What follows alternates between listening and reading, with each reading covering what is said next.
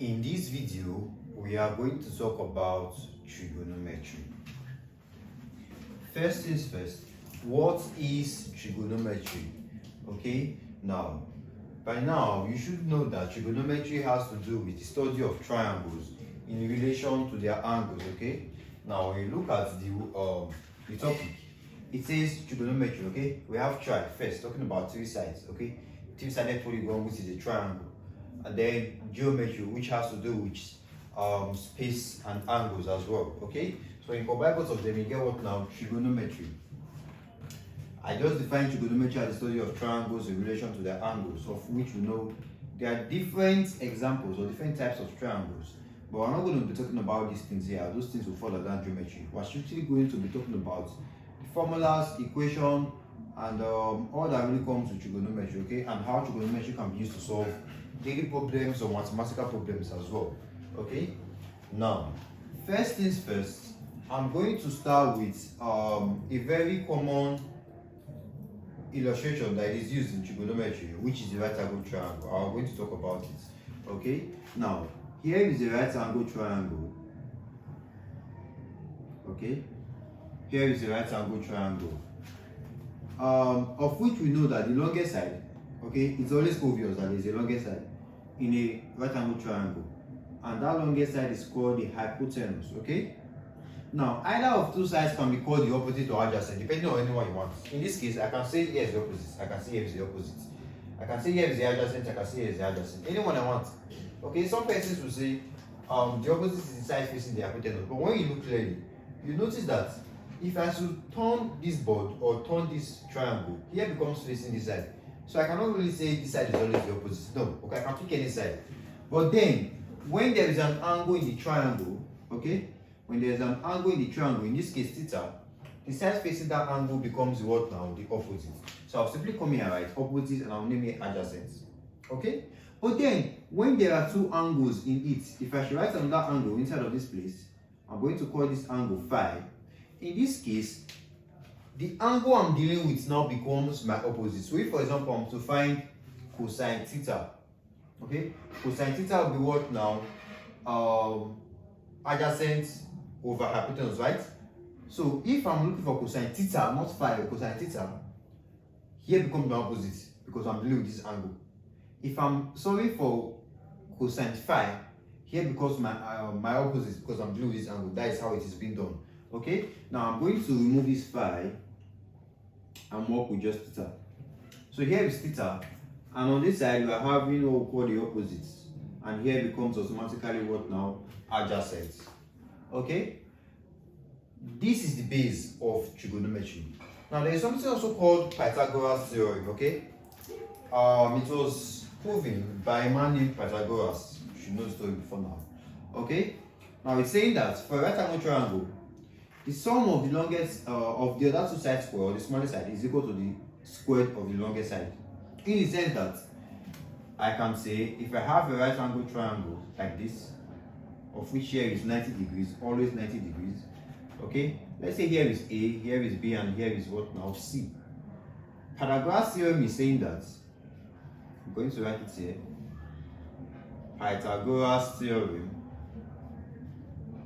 Okay, Pythagoras theorem is saying that the sum of these other two sides squared will always equal this longest side squared. So I'm going to say that A squared, which is the longest side squared, is equal to B squared plus C squared. So you see, when I square this part, and I sum it, I will always get the square of this part. Okay, that was what he said. And over the years, it has been proven to be true. Okay, and we're going to work with this as this serves as the basics of trigonometry to help you understand what is to come. Okay, now we do know there is something called SOH CAH TOA. Okay, it is a short form or an abbreviation for sine, cosine, and tangent, which are the most common trigonometrical function.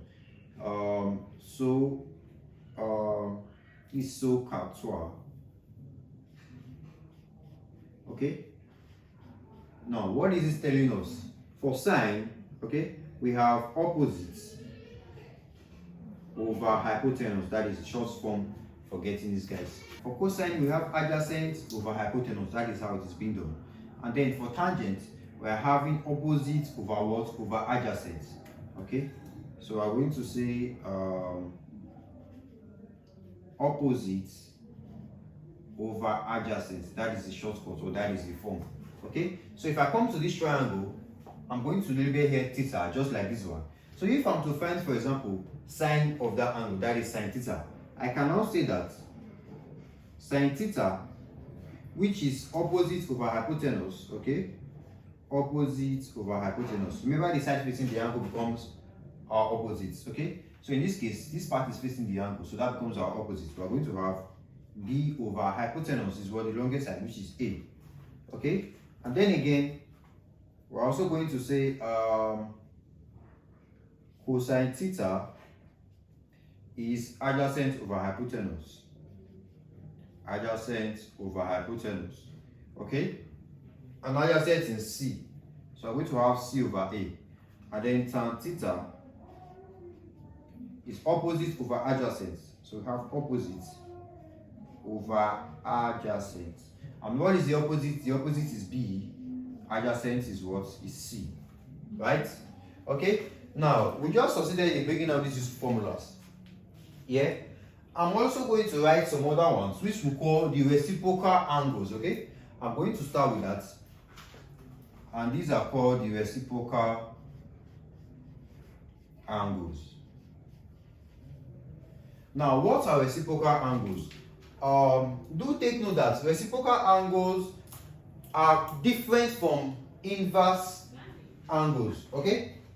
Or when I say reciprocal trigonometric functions or inverse, I think it's better if I write it that way, okay? When we talk about reciprocal, we take it to be different from inverse, okay? So I'm going to write reciprocal trig functions. Okay. Now, there is a reason why I call it reciprocal and not inverse, of which we know that when I ask to find the inverse of a number, let's say 2, you simply say 1 over 2 or 2 to the power of minus 1. And then reciprocal, you do the same thing. But in trigonometry, we don't do the same thing, okay? It is quite different in the sense that, in this case, cos inverse of theta, it is not equal to cos theta all to the power of minus 1. The law does not apply here for indices. We cannot use minus theta to minus 1 to put the bracket to have cos inverse of what now? Theta. It does not work, okay? They are not the same thing. Do take note. Now, when we say reciprocal of trig functions, we are talking about this one in brackets. That is cos theta to the power of negative 1. That is what we call reciprocal. While when we talk about inverse, this is also what we're talking about, okay? Now, what we are saying is that these three guys here, they have what we call reciprocals. That is sin theta all to the power of minus 1, cos theta all to the power of minus 1, tan theta all to the power of minus 1. They have what now? Names, okay? And there are ways we can find them. Okay? Now, for sin theta, okay? For sin theta, the reciprocal of sin theta, or we can say sin theta all to the power of minus 1, is same thing as 1 over sin theta. Okay? 1 over sin theta is what we define as cosec of theta. Okay? So 1 over sin theta is what we call cosec of theta. And the cosec of theta can be found from this expression that I gave here. Sin theta is what now? Opposite over hypotenuse, or b over a. So cosec theta, which is the reverse, will now be hypotenuse over opposite, or what now? A over b. So I can simply come here and write hypotenuse over opposite, or a over b. Okay, simply the reverse. Similarly, we can do the same for cosine theta. So we can have cosine theta all to the power of minus 1 is 1 over cosine of theta, and that equals what we call the secant of theta. Okay, that's sec theta. And sec theta can then be expressed from what I wrote here as hypotenuse over adjacent. So we're going to have hypotenuse over adjacent, and then it is equal to a over c, which is the reverse. Then we have a over c. Okay, it is that easy. And then again, tan of theta. Okay, tan of theta all to the power of minus 1 is adjacent over opposite, adjacent over opposite. Okay, and it is equal to okay, rather I think that's a mistake. Okay, tangent all to the power of minus 1 is what we define as 1 over tan theta, and then we call it cotangent of theta, or cot theta for short. Okay, cot theta. Okay, so that becomes the opposite, which is adjacent to our opposite, or C over B. So we have adjacent over opposite, which is equal to C over B. So you see here are 6 useful formulas: sine, cosine, tangent, cosec, sec, and cotangent. They are very useful in trigonometry. These are the basics. Okay, when you know these things, then every other thing can come in place. Okay, every other thing can be proven from your knowledge of these ones. Now let's now come back to this formula. From the formula given here, we've already established that a squared is equal to b squared plus c squared. That is from what now? The Pythagorean's theorem. Okay, that a squared is equal to b squared plus c squared. But then we can make in some substitutions and see what we get. From here, I can make b the subject. Okay, from here I'll make a the subject, and then substitute in and see what we're going to get. So from these two guys, okay, since sin theta is b over a, I'm going to come here and write, but sin theta is b over a, hence we can say that b is equal to a sin theta, yeah? And then again, cos theta is c over a, so I can say again, cos theta is c over a, okay? And then from here, we can say hence that c is equal to a cosine of theta. Now when we choose to substitute these into that first equation, what are we going to get? So we're going to have a squared is equal to, now b becomes a sin theta, so we're going to have a sin theta in brackets all squared, plus c becomes what now? A cosine theta, a cosine of theta all squared. Now when I expand the brackets, I will get a squared equals a squared sine squared of theta. Take note, the sine is affecting each of them, and do not square the angle, you are squaring the trig function. That is how it is being done. Okay, plus a squared cosine squared of theta. Now I can choose to write the right hand side first. Okay, so since the right hand side RHS is equal to the left hand side, I can write that side first. So I have a squared sine squared of theta plus a squared cos squared of theta is equal to a squared. Now dividing all through by a squared, a squared, a squared, a squared, this means they all cancel out. So a squared cancels out a squared, cancels out a squared, and then we are left with sine squared of theta plus cosine squared of theta equals 1. This is our first useful formula. And you've probably seen this before, and here is the proof. Very easy to understand. Okay, so even if you forget this, of which I don't want you to forget because it serves as basics, makes your work easier when you're working with it. Okay, so even if you forget this, you can just simply come here, do this, and then you get back to the formula. I don't want you to forget. If possible, you have to cram this to eternity. Just know it. Okay, the other few ones that are to come, you might not want to cram those ones, but you can get them by knowing this one. Okay, now watch.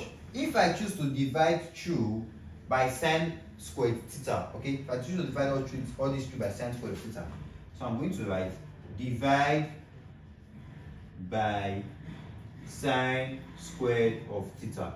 Now when I divide through by sine squared of theta, I'm going to have sine squared of theta over sine squared of theta plus cosine squared of theta over sine squared of theta is equal to 1 over sine theta all squared. Okay, I just want to skip the part of writing 1 over sine theta, since I can put squared everywhere, because 1 squared is 1, and then sine theta all squared is what now? Sine squared theta. Okay, so it's basically the same thing. This guy cancels out this guy, so I left with 1. Okay, plus cos squared theta over sine squared theta. What do you think that is going to give us? Now let's see something. Cos theta over sine theta. Let's come here and see what we are going to get. We already said that tan theta is b over c.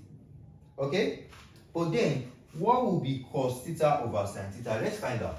Okay, what will be cos theta over sine theta? So if we are to find an answer for cos theta over sine theta, what are we going to get? Let's see. Now watch. We already proved that tan theta is B over C, right? I can come here and write again that we know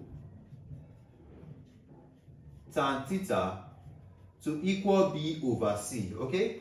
Let's multiply the top and bottom by A over A. Multiplying by A over A, I can then rearrange that as tan theta is equal to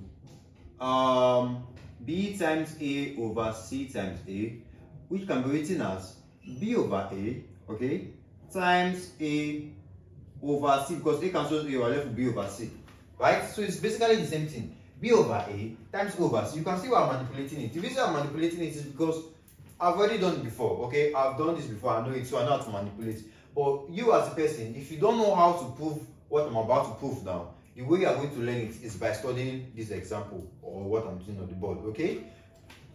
So we're having B over A times A over C, okay? Now, we know we're having B over A here, which is sine. And then we're having C over A, but over there we're having A over C. So we write that as tan theta is equal to B over A divided by C over A. Remember, multiplication can be changed to division. In fact, division does not actually exist. It's the same as multiplying the reciprocal of a number by another number. That is what we term as what now? Division. So B over A times A over C can be written as B over A divided by the reciprocal. Turn this guy upside down. It becomes what now? C over A. But B over A is sin theta and C over A is cos theta. Okay? B over A is sin theta and C over A is cos theta. So we can therefore say that finally tan theta is sin theta divided by cos theta, or sin theta over cos theta. I'm going to write it again here. Tan theta is sin theta over cos theta. Another useful formula you might want to take note of, okay? Tan theta is equal to what now? Sin theta over cos theta. So we're having 1 here and we're having 1 here. Okay, that's 2 to take note of. Again, let's come back to this equation. That sin square theta plus cos square theta is equal to 1. And then we divided both sides by sin square theta to obtain what we're having here, which was what now? 1 plus, okay? Now, we just solved for sin theta over cos theta. But we're having cos theta over sin theta here.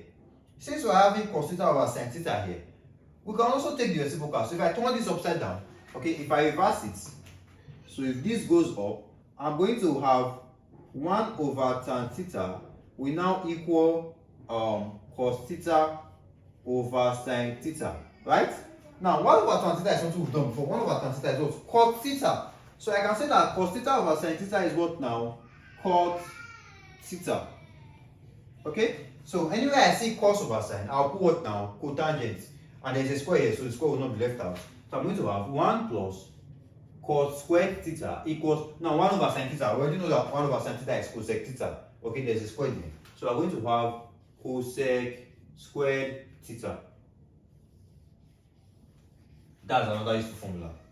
Okay, so you see how everything is being proven. Now there is one more we need to do. We'll come back to this equation again. We are going to say, we do recall that sin squared theta plus cos squared theta is equal to 1, right? We divided through by sin squared theta. How about we divide through by cos squared theta? That's what we're going to get.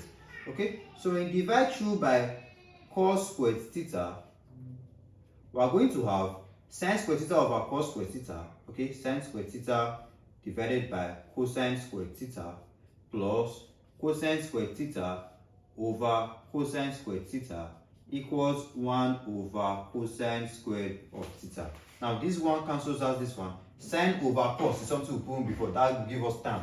So we can say tan, and there is a square. Tan squared theta plus cos theta over cos theta, that's 1. Okay, and then it equals 1 over cos theta is something we've done before. 1 over cos theta is sec theta. So come here and write sec theta. And then there is a square, do not forget. So we have what now? Sec squared theta, because there is a square there. Now, these formulas are very important. We have 1, I'll call this equation 1. I will call this equation 2, and then I will call this equation 3, okay? The aim of everything we did was to prove these 3 equations. Now, these things are very easy, okay? This is an introduction to trigonometry. In our next video, we're going to talk about the other aspects. Make sure you understand this part before you proceed to the next part, okay? In our next video, I'll put a link to that video in the description, okay? So, make sure you are good with this. If you have a question, drop it in the comment section, and I'll try my best to respond to your answers. Okay, as usual, the name of the channel is Dr. Flash. Do well to like, share, subscribe to your friends, and click on the notification bell for a new video, so you get notified, or you'll be one of the first few persons that get notified when a new video is uploaded. Okay, see you in the next video.